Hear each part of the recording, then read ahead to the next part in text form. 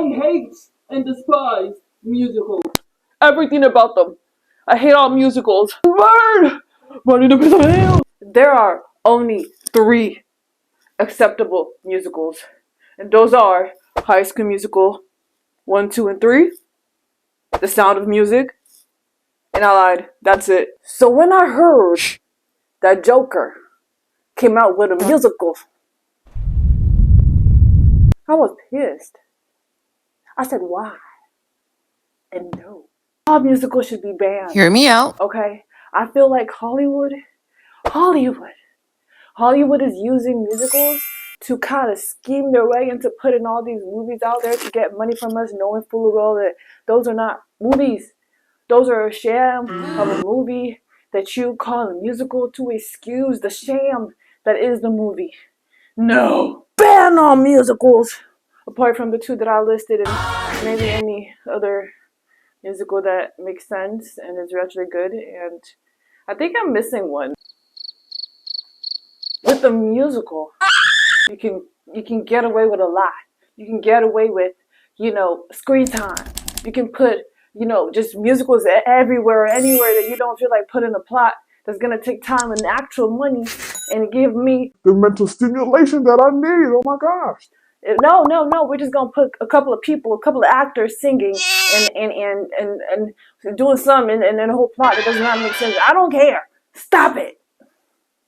Have I seen Joker the musical? No. Am I gonna watch it? No. So let's hear a whole summary about it, okay?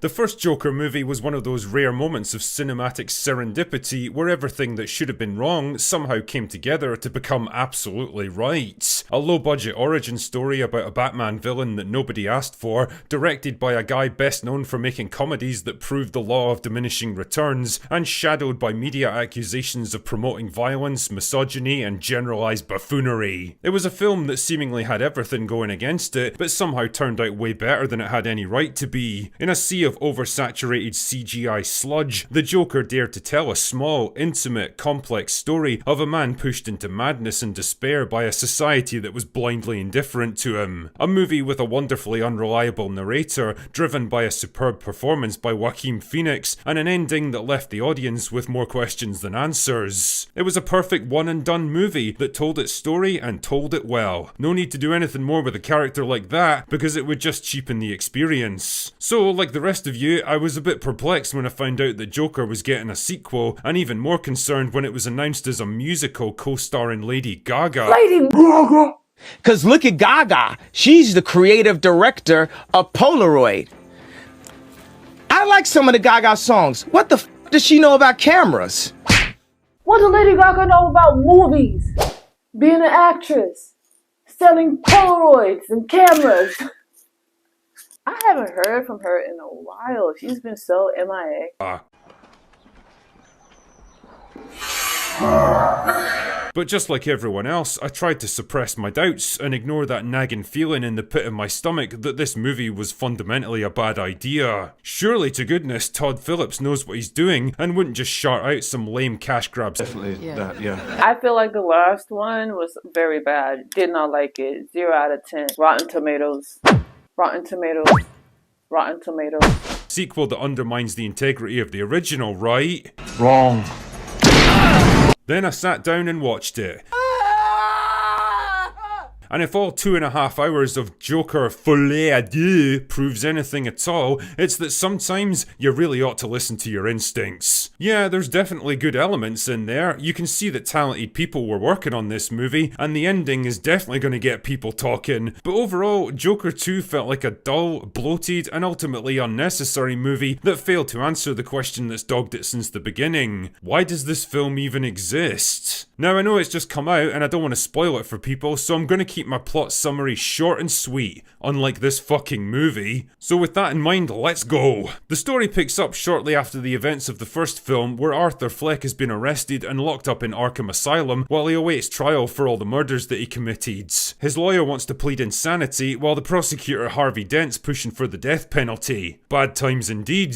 But while he's at Arkham, he meets a young woman named Lee Quinn and soon starts a bit of a romance with her. But is it really Arthur that she's into, or is Joker personality, and what's her true motivation for being there? Well, you'll have to wait and find out. Anyway, the case goes to trial, and Arthur's soon confronted by the reality of what he did in the first film by going over most of the key events again. But how responsible was he for what happened? Was the Joker really a split personality that took over him, or just part of him all along? And what will Harley Quinn think of him when she finds out the truth? Joker 2 is kind of a frustrating movie to watch because in a lot of ways I can see how hard many of the people involved are trying to make it work. Joaquin Phoenix delivers the same intense, compelling performance as the first movie, arguably a bit too similar, but we'll get into that one in a minute. The point is though, he's definitely given the role his all and some of his scenes are genuinely compelling. Lady Gaga, much to my surprise, also turns in a good performance as a crazy superfan enamored by the flamboyant persona of the Joker. Lady Gaga does seem like the perfect Harley Quinn when you think about it. Don't get me wrong, like the other one was also perfect, but also Lady Gaga, like she kind of gives cry already. So yeah, I kind of see it. I see the vision. I see the vision. I see the vision. Rather than the flesh and blood man behind it. And if you're inclined to look for themes in this film, it's an interesting insight into the intoxicating danger of celebrity and the vast gulf between myth and reality. The two actors play well off each other, and the kind of twisted romance they cultivate seems pretty appropriate for a movie like this, and the film even has you questioning which of their interactions even happened for real. It doesn't do it as effectively as the first movie, but it's something at least. The thing is, I'm pretty sure that the comic version of Quinn was more like the Joker's plaything rather than a manipulative femme fatale stringing him along, but again, it probably fits with what we know about this version of Joker. And I guess that brings me along to my criticisms, the biggest of which is the deconstruction of Arthur himself. The ending of the first movie saw him fully embrace his Joker persona, shedding the last remnants of his old, weak, victimized personality and embracing the madness of the world around him. It was a logical endpoint for a man who had been desperately trying to swim against the tide for most of the film, and it was kind of cathartic to see him finally let go. It was a final fuck you to the world that had kicked him to the ground again and again. A world reduced to fire and chaos. All of that good work seems to have been undone here because for most of the film he's reverted to the same weak, timid Arthur that he was at the start of the first movie. And I can't shake the feeling that there's something almost mean-spirited in that kind of deconstruction, as if they're taking a swipe at the audience themselves for liking someone they weren't supposed to. I don't know man, it just feels like character regression instead of development for me. Then there's the musical numbers that pepper the narrative. I can't believe I'm saying this because normally I fucking hate musicals, but I actually kind of enjoyed the sheer spectacle and performances while I was watching them. Lies! Lies! I won't believe you! I can't believe you. Well, actually, the scenes do look good, and I might enjoy it. Kind of like in a hate watch kind of way. Maybe I will watch it. Maybe I will hate watch it.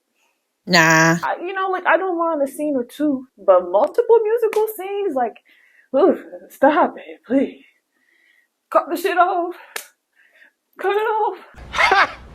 Gay. And Lady Gaga clearly doesn't have any trouble belting out her numbers. But the more I think about it, the more I see them as shiny objects trying to distract from what's actually a pretty stodgy, bloated and uninspiring drama. The courtroom scenes are basically just a dry recap of the first film, telling us things that we mostly already know and destroying that awesome sense of ambiguity and unreality that made it such a fascinating story to pick apart. Now we know exactly what did and didn't happen, and shit man, it feels like such a waste. And most disappointingly of all, I actually found myself kind of bored and checked out at times, something that absolutely never happened with the original movie. As I said before, the question hanging over Joker 2 was, is this a story that really needed to be told, or is it just a bunch of talented people doing their best to elevate a studio-mandated sequel into something that it isn't? Well, now that I've seen it, I'm afraid I know the answer, and it's not a good one. I call sham, scam, and a cash grab. Ah! Lady Gaga. Lady Gaga. Well, that's it for the video. Thank you so much for watching. Go ahead and like, subscribe, and share. And thank you so much for 500 subscribers. Mwah. Cheers and bye-bye. Cash grab.